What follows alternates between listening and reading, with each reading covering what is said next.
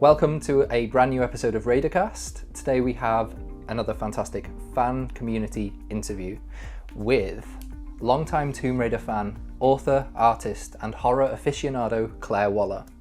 Welcome to Raidercast. Hello Claire. there.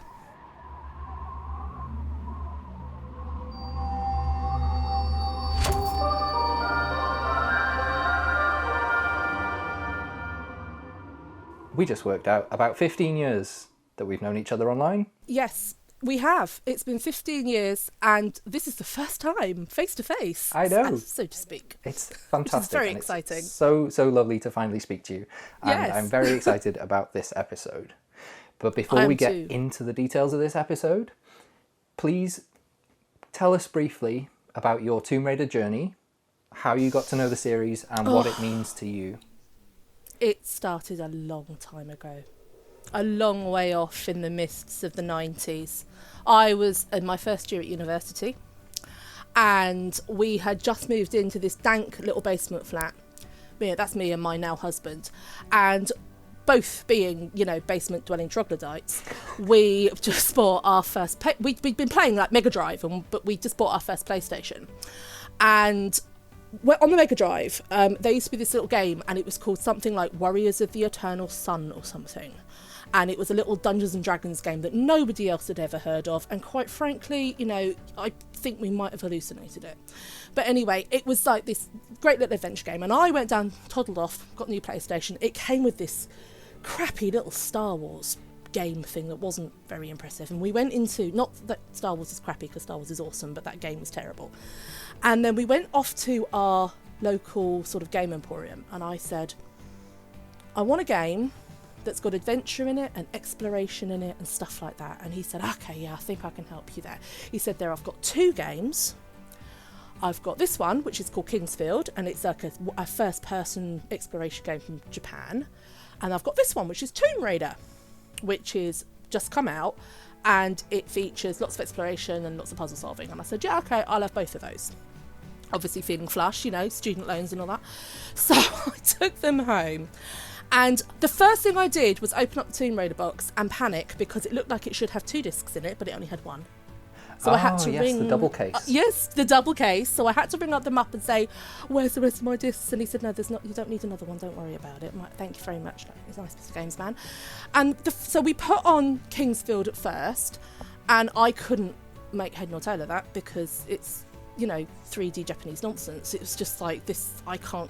It makes me feel seasick. I'm not very good with first-person games, as I later on discovered. And then I put Tomb Raider on. And to begin, watching the original on FMV. Didn't go to the mansion because, who's got time for walkthroughs? No one. So went straight to into the game and watched the FMV. I thought, that's really cool. I've never seen anything like this. And then those doors close. And Lara looks at the camera. And I was just like, okay, she's not like a little sprite, like, a couple of inches tall. She actually looks like a proper person. Yes, she does. You might say now she doesn't look like a proper person, but that then she did. And I started, fumbling at the controls, trying to make her run forward, etc. Remember, tank controls.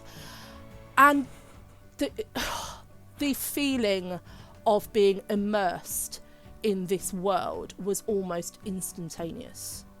I had never seen anything like this before. I mean, I've been gaming since my teens. I was 19 at the time and I was completely and utterly blown away. And obviously I didn't know, this was in the days before the proper internet. I mean, we were quite early adopters, but we didn't have internet walkthroughs. We didn't have discussion boards. There was nothing like that. I knew nothing about this game. I didn't know there was anything like its secrets. I didn't really even know what I was doing. I was just running around thinking. I remember the first time a bat, the first time I heard this, and I'm like, what the hell is that? Trying to figure out, have I got weapons? What do I do with weapons? Oh my God, what's that spinny thing? Okay, they look like guns, that'll do. And I got to that room with the two wooden bridges. And even at this point, I'd learned what the walk button was, because obviously I didn't want it to fall off ledges. And I heard that noise. And it was just like, whoa. Yeah, it was like, what the hell is that? What the hell is that? What the hell is that? What the hell is that? And so my sort of the fear in Tomb Raider came early for me. You know, just that sound maybe just go, what the... Ah? But I played, obviously, the first level, got to the end, 0 of 3 secrets. You know, I mean, who got them all on their first try? Well, exactly. There are secrets. What are these secret things? What do they do? So I don't know. I thought the little crystally save crystals were the prettiest thing I'd ever seen on a screen because they were beautiful. They still are. They still are absolutely mesmerising. I think they're gorgeous. And obviously, so I keep playing through. The first time I jump into water was just like, you can swim. And not only you've got to do things. I mean, this was revolutionary. You know, this was utterly revolutionary. And that was it. I was just hooked. I was utterly, from that first playthrough, just that first day, sat there. I mean, my old university lecturer, sorry if any of you are listening to this. I mean, I don't think you are because I think most of you are dead. But, you know, if you're not, I you know, there were a few days where I, you know, had mysterious ailments. Because I seriously couldn't leave lovely Lara. She had me, shall we say, in her grip. My friend Andy used to come over and used to play with me, and I used to get a bit annoyed with him because I'd be like, no, it's my bit. You're not allowed to go any further than I've gone. If you go any further than I've gone, I'll get angry with you. And I was doing a paleontology degree at the time. And so by the time we got to the dinosaurs, that was it. I was just convinced that this was actually made for me. Mm-hmm. This was my game. No one else was allowed to have it. It was mine. To this very day, I still hide in the cave to fight the T-Rex. I'm not going up against that.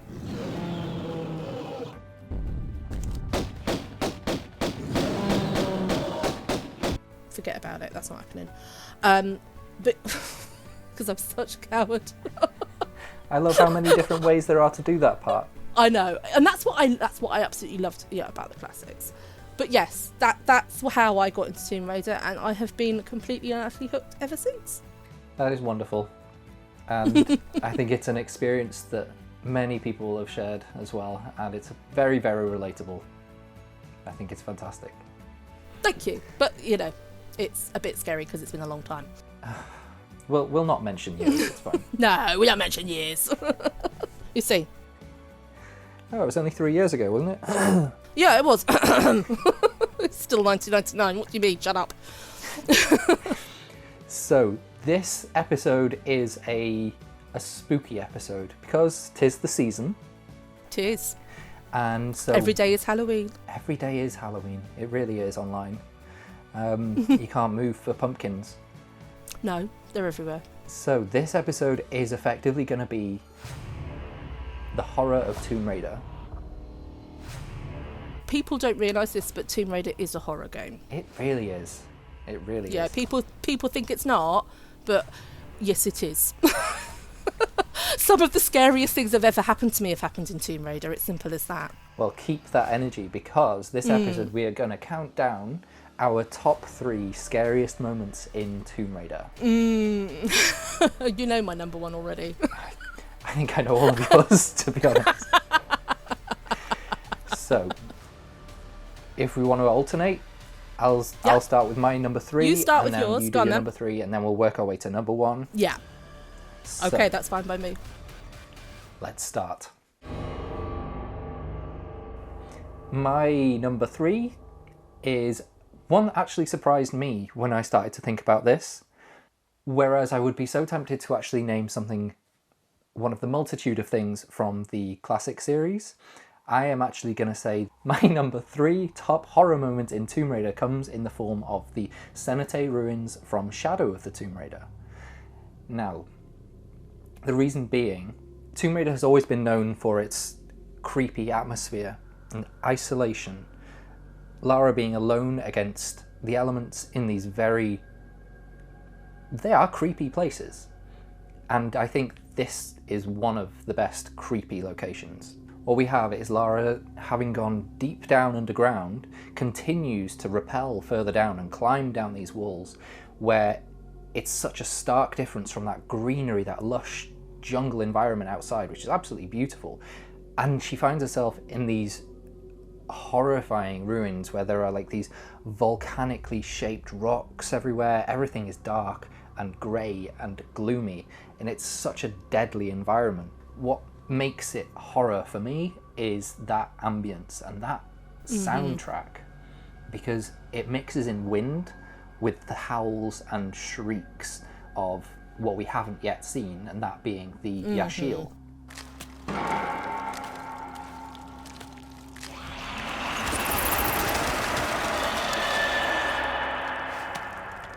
It's just a noise. Those demonic people.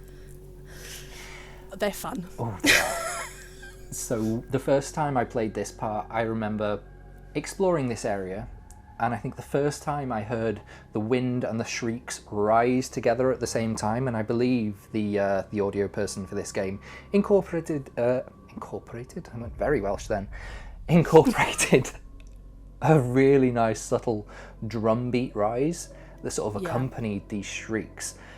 And for the first time in Tomb Raider in years, I turned Lara around and I hightailed it out there being like, nope, nope, nope, nope, nope, just as it felt like these shrieks were chasing after her, and it was so well crafted. It was absolutely fantastic. Yeah. And I loved that. Yeah, I'm with you on that one 100%, because I think I was really surprised at how well that, not surprised is the wrong word, because the problem sort of like with the reboot Tomb Raiders, there is always still been that horror element to them. That's still there, absolutely no doubt, but it's a different kind of horror. It's the horror of survival. It's the horror of, being against the elements, being against the odds, being against people who are better equipped than you, things like that.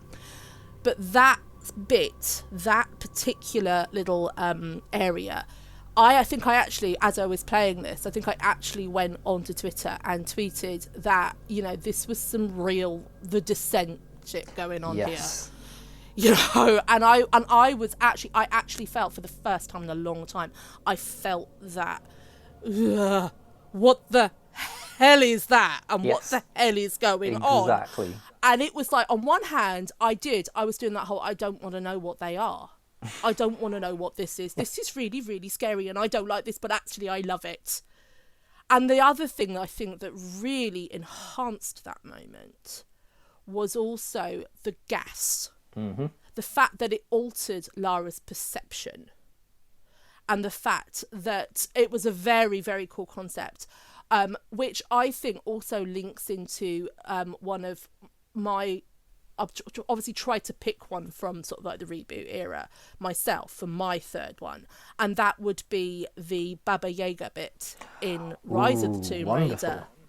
Because I found that I was actually really surprised by Rise of the Tomb Raider, because I came to the reboot a little bit later than normal, because unfortunately I had children, and therefore I didn't get a PlayStation 3 because I had small children to look after. And so I came to the reboot a little bit later, when I borrowed my friend's PC. And I have to say, the beginning of the very first reboot game, because my kids obviously know I love Tomb Raider, and they know I love Lara. They have no choice. She's everywhere in our house. And they used to watch me play bits of the classics, not all of them, just bits of them. And I used to let my eldest at the time play the mansion. So she used to run the mansion level herself. And so when they found out that there was a new Tomb Raider to look at, they went, "Mummy, can we watch it with you? Can we watch you play it?" And I said, "Okay, fair enough." And then when they were at sort of school, I mean, they were not very old at all, but they just started going to school. And I thought, I'll give it a go, see what it's like. Yeah. Caller, I am glad that I decided to do that when they were not around, because it was like, why are their bodies strapped to the wall, and where does all this blood come from? This isn't what I remember, So that was quite horrific. But I think the Baba Yaga bit in Rise, considering most of Rise was good, but it was kind of more on the action side of things rather than the horror side of things. Yeah. To go into that and it to be so disorientating. You know, I was actually sat there. I actually did sit there and think, how the hell are they going to explain this one away? Especially considering they had backed off from the supernatural elements of earlier Tomb Raiders. I was like, how the hell are they going to explain this? Because this is actually genuinely unsettling and comes across as being genuinely weird. And so I thought that section, when Lara gets affected by all the drugs and she's basically hallucinating her tits off, I thought that was really, really, really well done, and actually really quite scary and quite disorientating. I really enjoyed that as well. I think I've played that one a couple of times. The first time I played it, I didn't appreciate it quite as much as I did the second time. And I think the part that really gets me in that is when she first starts tripping, and I think she starts squeezing through those sort of tight areas. And I think what in reality are plants and rocks, she sees as like these corpses. And they're all just sort of stood there, and they all sort of turn their heads in unison to stare at her. Yeah, and it's really, really, really unsettling. Oh, really. And it also, it kind of reminds you of that bit in Tomb of Qualopec when, you know, the mummy just looks at you. Yes. You know, you don't even realise it's there. No. But yeah, it has that kind of vibe to it, which I thought was, that was really well done. I really liked that. I liked what they did with that quite a lot. Yeah. Shall we hop on to our number 2s? Yeah, try to. Okay. Go on then. You tell me yours, I'll tell you mine. So my number 2 will probably come as no surprise to many people, because I have never liked spiders. See where this is going? I can see where this is going because yes, it's definitely one of my moments as well. So the Temple of Xi'an in Tomb Raider 2. Not only is that level my all-time favourite level anyway, but the atmosphere is phenomenal. It ranges between these spooky little whisper noises to this really... It's like a sort of discord. It's like it's a harmony that's completely wrong, and it makes you, or at least it makes me, feel slightly nauseous. Yeah. Which is perfect because the entire level is just one big trip. And when eventually you're sort of climbing around the inside of this cave, you finally get to, if you're lucky and you saved some flares, a fairly dark cavern. And if you're not lucky, you're running around with your pistols out, yes, to illuminate the area with your guns. Yeah, using pistols to light the environment. And then, of course, you have these sort of skittering noises. And I'll never forget those skittering noises because it reminded me, I grew up in a very old house, and occasionally I would hear that at night, and it would just be like those giant house spiders that are like that big. Yeah, I know the ones you mean, Yeah. And Tomb Raider 2 did not help my fear of spiders. That cave in particular, where they just come at you from all angles, and they do this thing which I fully blame the developers of Tomb Raider 2 for, because they could have chosen to give Lara the ability to get out of the way of them, but if they attack her, she does this sort of ow animation where she sort of she's like knocked to the side and you can't control her properly while she's doing that, so they just keep coming at you. It's like, and also that area is really tight. So the logical whole sort of panic and bounce approach to combat from early Tomb Raiders doesn't work there. Yeah. Because they are literally almost on top of you. And even now, even after all these years later, I still stand at the mouth of that opening of that area, just kind of taking a moment to think, do I really want to put myself through this again? Because it's the way you know that you go into and you think you're going somewhere that's relatively safe because the alcoves are like partially lit. And you think, if I go in, and then all of a sudden this monstrosity Shelob just drops from the ceiling on top of your head, and you're stuck in the corner, and it's just, that's not a great place. That really isn't. And that's what I hate about it. I hate and love the fact that as well, in the biggest cavern there, you have that gigantic egg sack. And it's so dark, and you're just like, where do I go now? Of that. It is. And also, I always thought a giant one was going to erupt out of it. There was, and in a way, they kind of missed a trick there. But at the same time, what I also love about the classic Tomb Raiders is they took your expectations and they often turned them on their heads.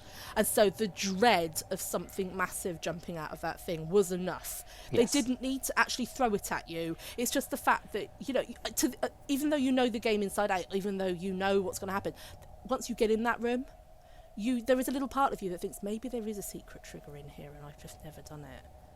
And it kind of makes you think, no, actually, maybe I won't go into that really dark corner over there, because who knows? I'm sure, that area is probably still, for me, one of the biggest mysteries of Tomb Raider that I've not dared explore, because it's like, I'm not going creepy. down there because it's so creepy. Yes. And if you get stuck down there, it takes about 3 hours to find your way out of it. Because you're like, I know there's a ledge, but if I do that, then I'm going to have to drop my flare, and I've only got 6 of the bastards left, and I'm not going to let it go. Yeah, that is quite, yes. It was definitely one of mine as well, definitely. I love it. Right. How about you? What is your number 2? Me? Well, this one was quite difficult, because actually there's quite a lot about Tomb Raider that scares me. And I could have picked the horrible little white things from Ireland in Tomb Raider 5, because they're nasty little things. And I could quite happily have picked the scary Shiva statues from India in Tomb Raider 3, but instead I decided to go with Aldwych from Tomb Raider 3, which is probably one of my favourite levels, which is controversial because I know a lot of people don't like it, because it is just so completely and utterly mental and bonkers, and nothing about it makes sense. And I remember going down there. Now, I really love a film called American Werewolf in London. Mm-hmm. And I've never been great on the tube, because I do find the tube itself quite disorientating. And, once you've seen that film, you're just waiting for it. You're just waiting for the sound to come, and you're like, yeah, that's it, I'm dead. And Tomb Raider 3, Aldwych managed to get all of that, plus it being a creepy ass Tomb Raider level altogether. And I mean, I absolutely, completely adore that level.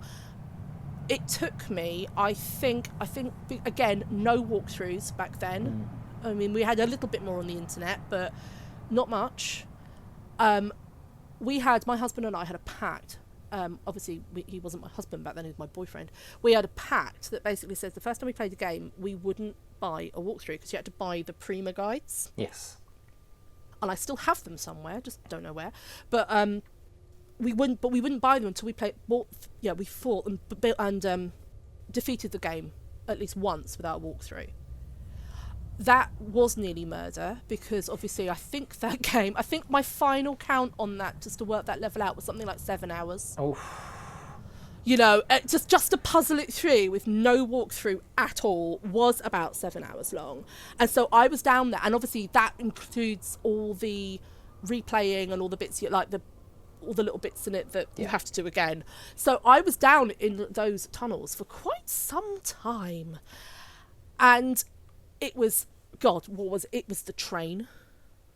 The first time you run down a track and you get hit by a bloody train. I remember that well. The drill.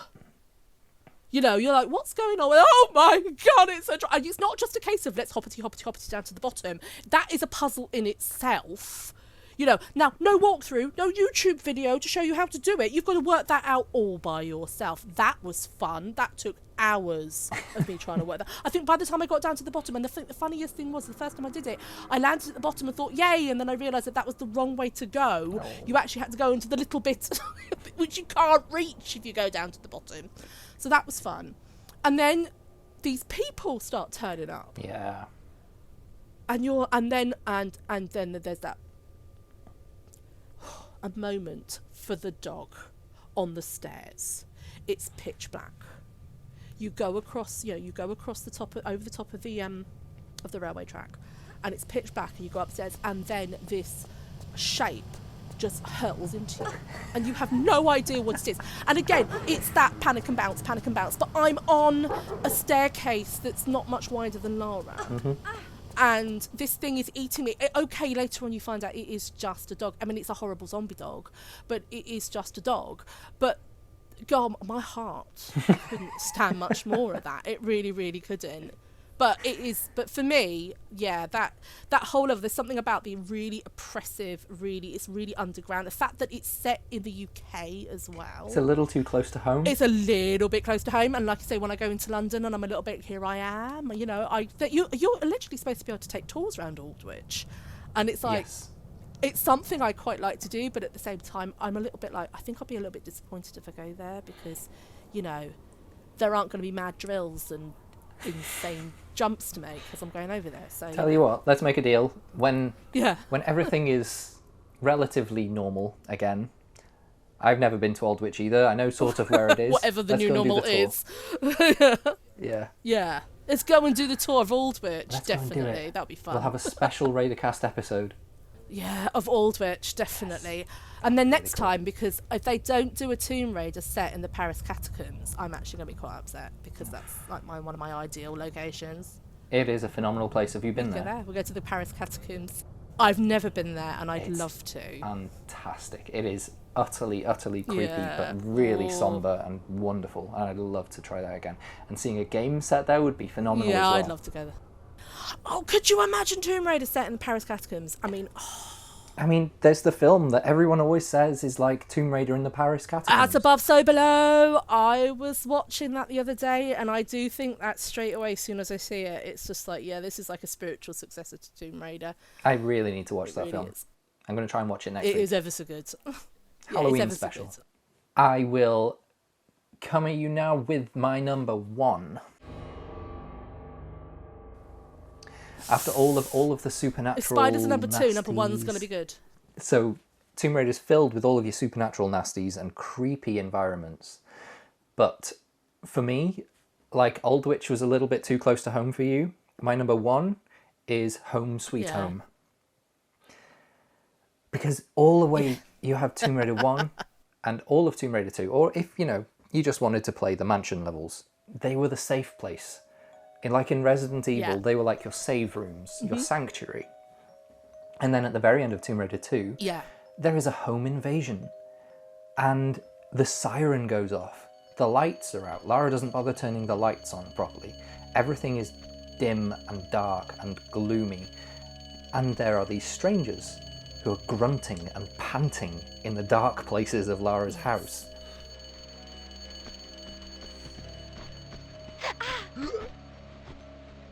And around the house, in her maze, in her garden, and she's not very well equipped, surprisingly. I don't know why. She goes on her adventures and she never runs out of ammo, but here in her own home, for some reason, she has about 20 bullets and a shotgun. Yeah, exactly. So, it's like, I've got a shotgun and 3 cartridges. Yeah, thanks, Lara. So the concept of it, that by itself, of this home invasion in what should be a very safe place, was scary enough for me. But I do remember torturing myself further the first few times I played it by thinking, I know, I can try and get into Lara's basement, but that would mean going through the maze in the dark. Yes. Not a good idea. Yeah, don't do that. No. And now I can't remember if I'm just imagining it, but I think there may even have been someone in the maze. No, I don't think there was, because I think you have to kill everyone to finish the level, so... I think you do have to get out, you have to kill everybody, yeah. So yeah, I don't know if they would have put someone in the middle of the maze. That might have been a bit too cruel. I was going to say, because I get lost in there in, bright daylight, let alone when it's dark. It is a very, very creepy place. And yeah... It is. That is what makes it my number one horror moment for Tomb Raider. And it really does play into all of those fears that we have. That, one thing about horror is it's about exploring fears, and it's about, human beings love being a little bit scared. But when it comes to bringing it home, it is a completely different scenario, isn't it?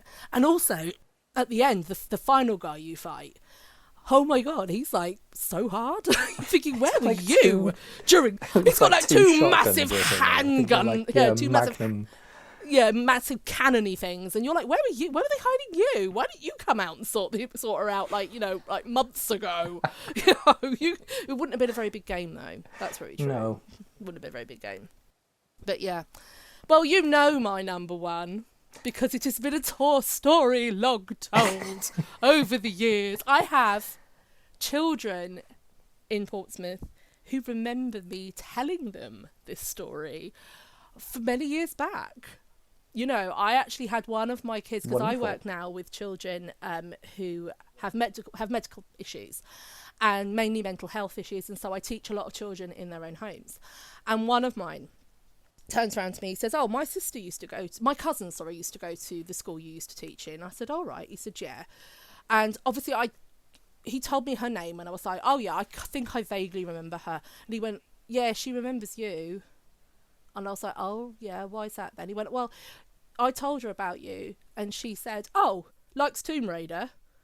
And he went, yeah, she likes Tomb Raider. And she went, yeah, I remember the time when she was telling us all about this thing in Egypt, and then she jumped on the tables and was trying to pretend to be Lara Croft, in front of a class. That was fun. But I used to get into these things, Best teacher ever. And That's I used amazing. to use my board pens as like guns to demonstrate the whole auto aim thing, and while that was helpful, it was also a little bit scary, because sometimes Lara would point her guns at things, and you'd be like, why are you? I mean, that again, it's not my number one, but Tuma Qualipec, when she does that thing at the Mummy, and you're just like, do you know what? I was so stupid back then that I didn't put two and two together with the mummies in Qualipec's tomb with the mummies in Egypt. And so my number one horror moment was the very beginning of the commune levels in Tomb Raider. At that point, I mean, obviously, I have just come out of Tomb Token. I have just felt with these, whatever the screechy centaur things were, that I was already feeling a little bit anxious. And I got to Egypt, and it was like, wow, it's after the dankness of the sewers and the cistern and everything, it's like really quite pretty in here. It's orange and yellow and quite lovely. And I go and solve a nice simple puzzle, and oh look, there's a big black cat thing coming after me. But that's okay. It's not much more than a lion. A few shotgun shells in the face, you're sorted. But I've learned, over my months of playing this game, because remember back then, no walkthroughs, it took months. You didn't just jump into an area. That was always going to be instant death.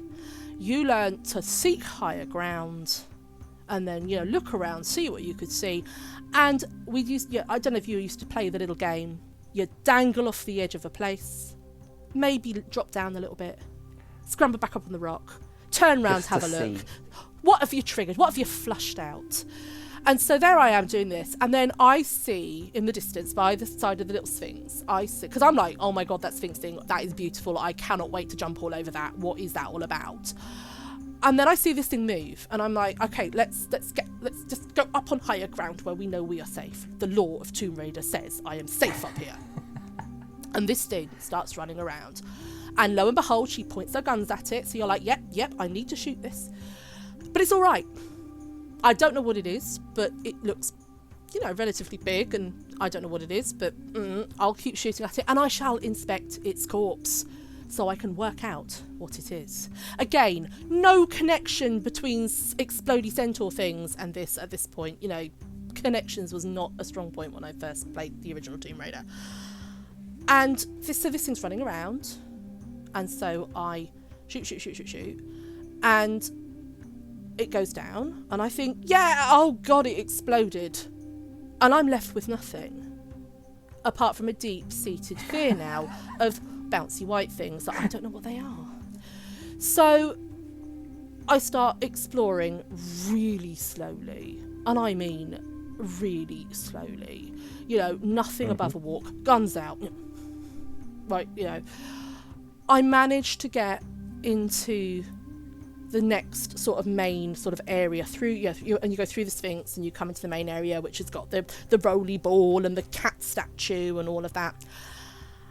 And I have made one connection between nasty things and statues. Tumor Tehoken had statues. This has a statue. If nasty centaur things burst out of those statues, it only makes sense that something nasty is going to come out of that cat statue. So there I am, trying to solve this area without going near the cat statue. Now, please bear in mind that I am, not a child at this point. I am 19 years old. I live with my boyfriend, god damn you, and I run around for about 2 or 3 hours trying to figure out this blinking room without going near this cat statue. And I thought, I'm going to go to bed because I'm really tired and I'm obviously not thinking straight. I can't solve this room. So off I go to bed. I actually have nightmares, a really bad restless night.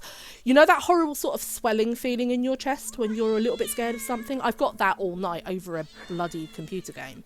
So I get up in the night. Now, we live in a basement flat that's got, it's like a studio flat. There's nothing. So, Grant's just like, what are you doing? I'm like, of course, solve that thing. So there I am. Again, you can't save everywhere. You've got to go back to your last save, Crystal. And it's like, okay, I'm back in this room. And then I think I've got to go near this cat. I am petrified of this cat, but I've got to go near this cat. Right. And I go up to this cat and I am literally shaking. I'm surprised I didn't break the controller. I am so tense. And you go up to this cat and nothing happens. Nothing. Literally nothing. Not only does nothing happen, but the thing you need to do is behind the cat. So I am vexed, shall we say. Just a little vexed. And so I sort of solve that room and I get into the water room that's got all the, got all the ledges and things, and I'm pulling the things out and I'm thinking, bloody mummy, bloody things, I don't even know what they are. Don't know what they are. And I get to the top and I pull that block out of the way. Now, if we all know Lara, once she starts something, she doesn't stop. So if she's got an animation going, you're not going to stop her from doing that animation. It's like an AOD when you're like, Lara, enemies. And she's like, no, cupboards. Must investigate cupboards. And you're like, no, leave the cupboards alone. Fight the men, no cupboards. The hand tells me. But it's the same with the pushing and pulling animation. And she's pushing this block and this thing screams out of nowhere at you, and it literally screams. I mean, it's like Godzilla mixed with something from the bowels of hell. I then think, thank you, bouncy panic, guns out, bounce, crunch. I mean, there's water all over the floor, and yet I managed to hit the only ledge on the way down. So not only do I have to do all of this again, because remember, save crystals, yay, I now know there is something up there. I managed to work out a way of getting over. I mean, it took about 3 times longer, whereas I can pull the block. The problem is the bastard thing doesn't come out then, it just hides in the hallway. So you still have to go up there and you have to trigger it. No, you have to trigger it, which obviously back then I didn't know, because I honestly probably thought they were little creatures that lived inside the machine. I didn't know about trigger points back then. Yeah, that was it for me for Egypt. I was absolutely, and still am to this day, petrified of those things. All I have to hear, I mean, you're on the back of the Sphinx, and you trigger one, and you'll hear it, and it is that.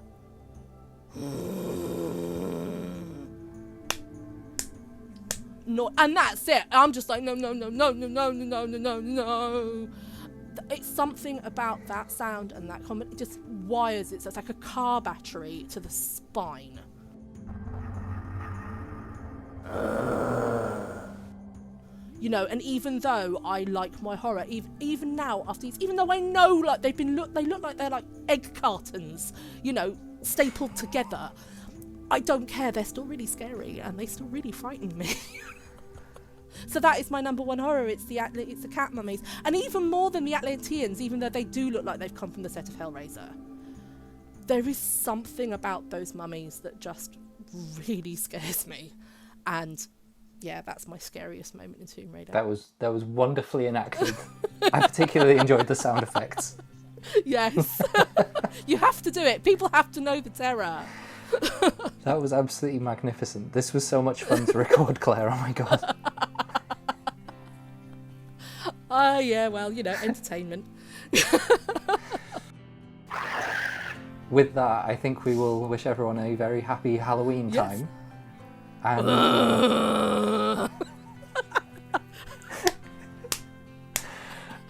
Halloween. Sorry, I'll behave now. and Happy Halloween. Happy Halloween. And Yes. thank you so much for joining us on Raidercast. And it has been an absolute pleasure to finally speak to you. It's been an absolute pleasure for you to have me, and I mean that in the nicest possible sense. Right, we're going to go off and scare ourselves now. I think so. I think It's what you've got to do. Let's go I think and we've got to go off and find. play some more scary Tomb Raider levels. Yeah, let's go and find some. I mean, we not even got to unfinished business and how that is literally edged in my nightmares. That's there because they're everywhere in that. We should do But another God, one. I love it. Next Halloween, let's do another Halloween Tomb Raider episode. Yeah, definitely. All right. Okay then. Thank you so much. All right, thank you very much then, my lovely. Take care. Follow along at Raidercast Pod on Twitter, and don't forget to subscribe to the YouTube video series so you don't miss out on any future episodes. Until next time, keep safe, keep happy, keep raiding.